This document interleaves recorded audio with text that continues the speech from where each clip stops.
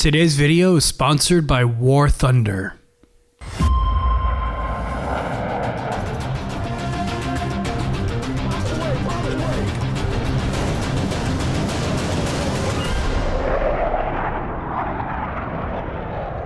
The sky doesn't forgive mistakes. And in the age of 5th generation fighters, even a few seconds can mean the difference between dominance and disappearance. The F-35 Lightning II was designed to make sure the United States and its allies never fall behind again. But this aircraft is more than just a fighter. It's a flying sensor network, a stealth data hub, and a global weapons platform that's rewriting what it means to control the skies. From the outside, it looks sleek and familiar. A single-engine stealth jet with sharp angles and a menacing stance. But under that skin lies one of the most complex machines ever built by humankind. Over 8 million lines of code control everything, from the helmet that lets pilots see through the aircraft to the fusion engine that merges radar, infrared, and electronic data into one seamless picture of the battlespace. But the Lightning story didn't begin in the clouds. It began in the chaos of the 1990s. When the Pentagon needed a single jet that could replace nearly every fighter in service. The F-16, the A-10, AV-8B, and even the FA-18.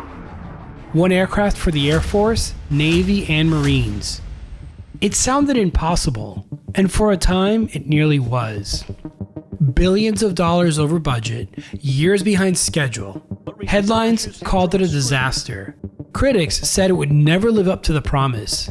Yet today, more than 1,000 F-35s fly for over a dozen nations. From Britain to Japan, forming the backbone of NATO's air power and reshaping how modern air wars are fought. Still, the question remains, is the F-35 truly the future of aerial warfare? Or just a bridge to what comes next? In this video, we'll uncover how the Lightning II became the most advanced and most controversial fighter ever built. We'll explore its stealth secrets, its game-changing helmet, its multinational origins, and the fierce debate over whether it can dominate the skies of tomorrow. Because the story of the F-35 isn't just about a jet, it's about the future of air power itself. The impossible dream. The 1990s were supposed to be the decade of peace. After all, the Cold War was over. The Soviet Union had collapsed, and the world was talking about a peace dividend. But inside the Pentagon, reality hit hard. America's air fleets were aging fast. The F-15s and F-16s that once ruled the skies were showing their age, even back then. And the Navy's carrier wings were flying aircraft designed before most of their pilots were even born. And at that time, budgets were shrinking, but missions weren't. Every branch wanted a new aircraft, but the money and priorities just weren't there. So the Department of Defense came up with an audacious idea. Instead of building 3 separate jets for the Air Force, Navy, and Marines, what if they built one and also made it available to allies? One aircraft that could take off from a carrier deck, hover like a Harrier, and dogfight at Mach speeds. This single jet design would replace the F-16, the A-10, the AV-8B, and even the FA-18. On paper, it was brilliant, but in practice, it sounded insane. Because each of these airplanes had proved themselves, especially in Desert Storm. What made things complicated is that each branch demanded something different. The Air Force wanted long range and agility. The Navy needed folding wings and a rugged landing gear for carrier ops. And the Marines, well, they wanted a jet that could take off from a 500-foot strip or a helicopter assault ship. Designers were told to make it all work and make it stealthy. That impossible wish list became the Joint Strike Fighter program. A competition that would pit aerospace giants against each other in one of the most ambitious projects in history. And it would drive aerospace spending for the next several decades. This really was a make or break moment in the industry. After all the proposals and design meetings, two prototypes would emerge, Boeing's X-32 and Lockheed Martin's X-35. And the challenges to build the Joint Strike Fighter would prove just as fierce as the battles it would one day fight. But before we dive into the head-to-head competition between the X-32 and the X-35, let's talk about how you can experience the intense thrill of aerial combat without leaving your chair. This video is sponsored by War Thunder, the most comprehensive vehicle combat game ever made, available now for free on PC, consoles, and even mobile. In War Thunder, you can command over 2,500 vehicles, tanks, planes, helicopters, and ships from 10 major nations, from the biplanes and armored cars of the 1920s to the cutting-edge fighter jets and main battle tanks of today. Every machine is painstakingly modeled for authenticity. And this isn't a simple hit point game. War Thunder features one of the most sophisticated vehicle damage models in gaming. Every vehicle is meticulously modeled down to its engines, fuel tanks, weapons, and crew, all of which can be damaged or destroyed by enemy fire. Different types of armor, shells, and missiles behave exactly like their real-world counterparts, making every shot count. And no matter your playstyle, War Thunder has a mode for you. Whether you want fast-paced, arcade, balanced, realistic, or full immersion simulator battles where skill and precision rule, War Thunder has it all. So play how you want. Use my links to download War Thunder for free and get a special bonus pack, 100,000 Silver Lions, premium vehicles, and 7 days of premium account access and more to help you get started faster. So if you love aviation history or just want to test your skills in the skies, jump into War Thunder and take command of the most powerful war machines ever built. And now back to the F-35.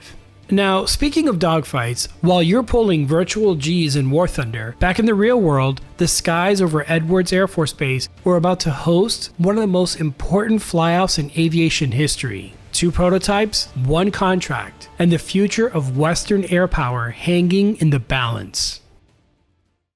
Origins of the Lightning. The year was 2000. At Edwards Air Force Base in California, 2 radically different visions of the future sat on the tarmac. One sleek and elegant, the other not so much.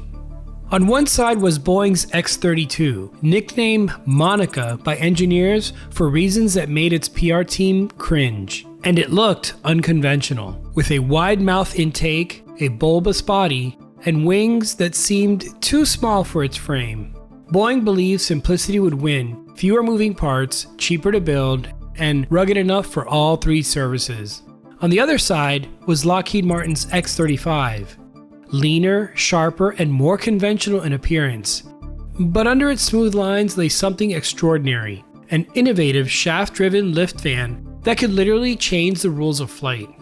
Now, fortunately for everyone involved, the competition wasn't about beauty, it was about performance. Both jets had to prove they could take off, land, and fly like a modern fighter. But there was one challenge that would make or break the program: the Marines' demand for vertical flight. Boeing's X-32 used a direct lift system, a brute force method that redirected engine thrust downward. It worked, but barely. The design suffered from heat and balance issues. Meanwhile, Lockheed's engineers took a different path. Their system used a clutched shaft to drive a massive lift fan behind the cockpit, generating cool, stable vertical thrust while maintaining stealth to some extent. When the X-35B rose vertically, transitioned to forward flight, and then landed again without a hitch, the test pilots knew history had just shifted.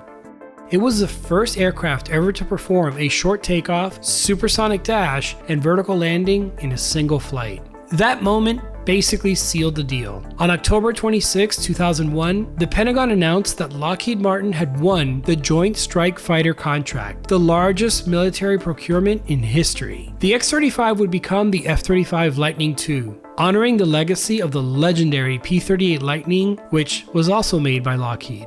But while Lockheed had won the contract and the bag, the hardest part was only beginning. Because designing a prototype is one thing.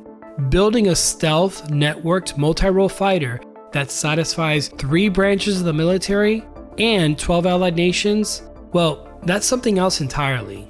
And as the program took off, so did the criticism. A program under fire. Victory, as it turned out, was the easy part. The moment Lockheed Martin secured the Joint Strike Fighter contract, the company inherited an engineering challenge unlike anything the aerospace world had ever seen. 3 variants, 1 airframe, total stealth, global logistics, and the most advanced software ever written for a fighter jet, all at once. The concept was called concurrency. Build the jet while you test it, and test it while you build it. On paper, it would save time and money. In reality, well, it was chaos. Each variant, the F-35 for the Air Force, the F-35B for the Marines, and the F-35C for the Navy, had unique demands. The A model needed internal guns and long range. The B model needed to hover. The C model needed larger wings and reinforced landing gear for carrier ops. Every change that was made to one variant would ripple through the others like shockwaves. And then came the software. Over 8 million lines of code. That's 4 times more than the F-22 Raptors, all controlling sensors, flight systems, weapons, and stealth management. Every bug meant delays, every delay meant headlines, and every headline meant political fire. And make no mistake, something this ambitious had never been tried before. Remember, the F-35 wasn't a one-off X-plane. This thing had to be produced in the thousands. By the early 2010s, the F-35 had become a punching bag in Washington. Cost overruns climbed past $400 billion. Entire squadrons were grounded for maintenance issues.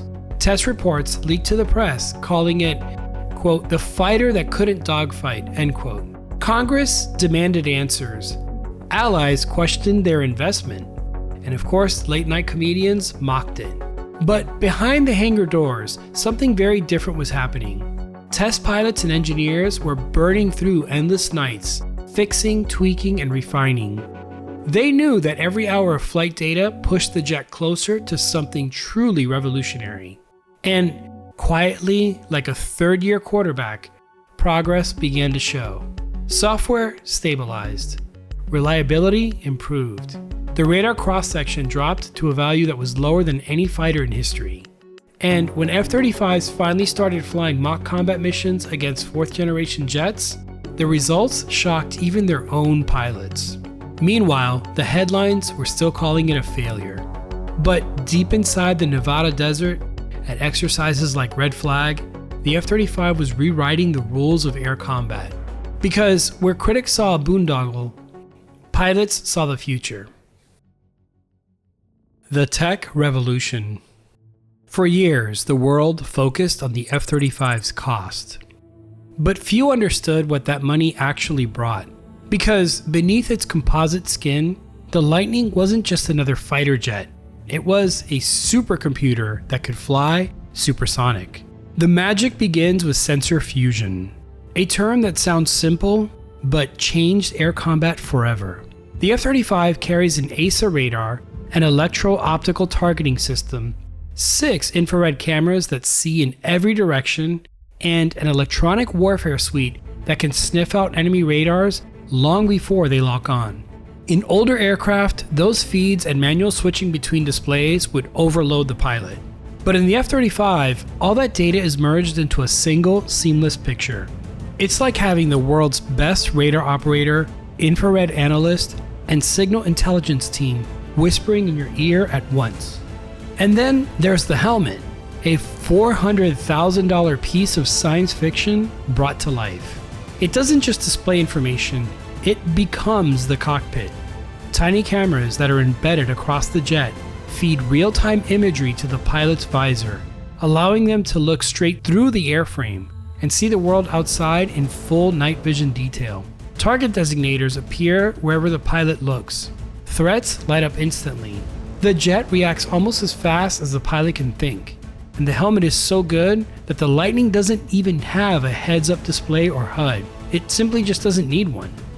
But the F-35's true weapon isn't its missiles, it's connectivity. Every Lightning acts as a supernode in a vast network, sharing data with other F-35s, ground stations, and even 4th-generation fighters flying nearby.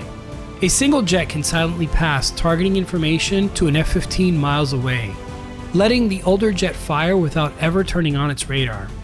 This is one of the reasons that we've seen the F-15EX or Eagle II enter production. The F-35 is like the assist king or the quarterback, and the Eagle II is the finisher with its 24 air-to-air missiles. That's not just stealth, that's invisible teamwork. And it's this network power that has turned the F-35 into the backbone of NATO's air strategy. Wherever it flies, from Norway to Japan to Australia, it doesn't just defend airspace, it defines it. But even the smartest jet in the world means nothing if it can't survive the fight. And soon, the F-35 would have to prove its worth, not in test ranges or simulations, but in real-world combat. Tested in battle. For years, the F-35 was tested in laboratories, simulators, and sterile hangars. But a fighter's worth isn't proven in spreadsheets, it's proven in the sky. That moment first came at Red Flag, the Air Force's ultimate trial by fire. Over the Nevada desert, the world's best pilots and most advanced aircraft face off in simulated war. It's where reputations are made and sometimes destroyed. So how did the Lightning do? In its first full exercise, the F-35 stunned everyone. Flying alongside legacy jets like the F-15 and F-16, it didn't just survive, it dominated with kill ratios of 20-1. Aggressor pilots never even knew what hit them. By the time they realized the Lightning was in the fight, it was already too late. Now, of course, stealth helped, but what really made the difference was information. F-35 pilots weren't fighting single battles, they were orchestrating the entire sky. Their sensors mapped out threats long before they were seen. Ground radars and surface-to-air missile sites that would have spelled doom for older jets became just more icons on a glowing digital map. And soon, the F-35 would face something far more real than Red Flag. In 2018, Israeli F-35Is, codenamed Adir or Mighty One, became the first in the world to see combat. They slipped into hostile airspace, struck their targets, and vanished without a trace. No radar warnings, no scrambling interceptors, just silence. And since then, the Lightning has flown deterrence patrols over Europe, intercepted Russian aircraft over the Arctic, and stood watch in the Pacific as China's Air Force expands. Each mission adding more data, refining tactics, and shaping the next generation of pilots. Still, the jet isn't flawless. Maintenance remains demanding. Range is limited by its single engine and size. And software updates, the lifeblood of the F-35, must keep pace with new threats. But with each upgrade, the fleet comes closer to its full potential. Today, the F-35 is really more than just a fighter. It's a force multiplier that links allies, feeds them data, and ensures that if one Lightning launches, an entire network fights with it. But as powerful as it's become, the skies are changing fast. New adversaries, new weapons, and new aircraft waiting in the wings. The future of air power. The F-35 may have begun as an experiment, but today it stands as the backbone of Western air power. More than 1,000 aircraft now fly with over a dozen nations, forming a global web of stealth, sensors, and shared data unlike anything in history. But the story isn't finished. In fact, it's only just beginning. Every Lightning is part of a living, evolving ecosystem, upgraded continuously through software and hardware improvements. The next phase, called Block 4, is transforming the jet once again. New radar modes, expanded weapons bays, longer range missiles, and smarter electronic warfare systems are all coming online. Inside the cockpit, a new Tech Refresh 3 computer core brings processing power once reserved for supercomputers. These are capable of running artificial intelligence routines that predict threats and recommend tactics before the pilot even reacts. This isn't just modernization, it's evolution at Mach speed. And yet, the F-35 isn't destined to stand alone. It's becoming the cornerstone of a 6th-generation ecosystem, pairing with unmanned loyal wingmen, satellite networks, and programs like the NGAD, aka F-47 in the US, and the GCAP in Europe and Japan. These systems will share data seamlessly across nations and services, blurring the line between one aircraft and an entire air force. In this new age, The pilot is no longer just a warrior, but the conductor of a symphony of machines. Still, the F-35's legacy won't be defined only by technology. It will be remembered for what it represented, the moment air power truly became digital, connected, and global. Because the Lightning didn't just change how we fight, it changed who gets to the fight together. From the Arctic to the Indo-Pacific, the sound of a simple jet taking off now means more than one nation standing guard. It means an alliance of eyes, minds, and wings, all linked through a single network in the sky. And as the next generation of fighters emerges, one thing is certain. When the first shot of the next great air war is fired, the F-35 will already know who pulled the trigger. Now stick around for just a bit longer to see what's coming next on this channel.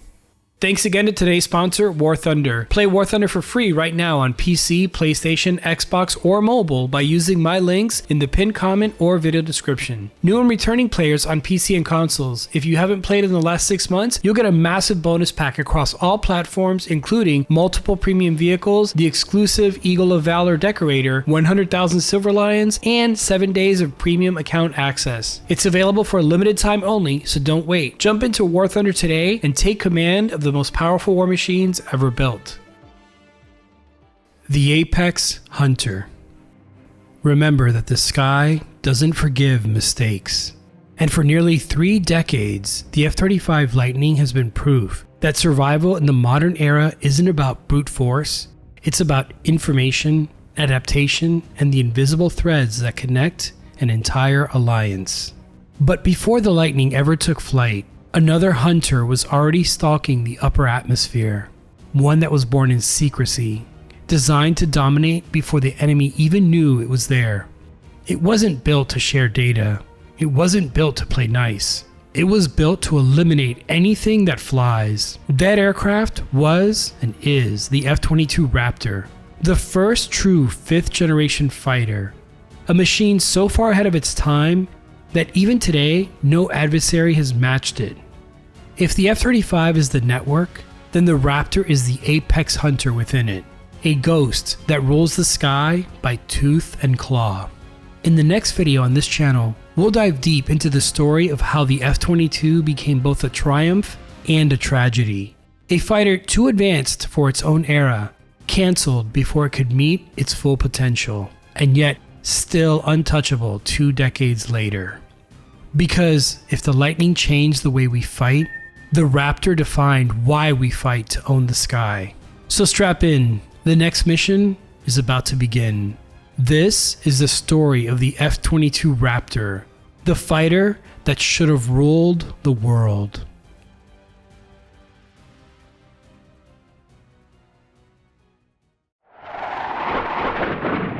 PilotPhotog.com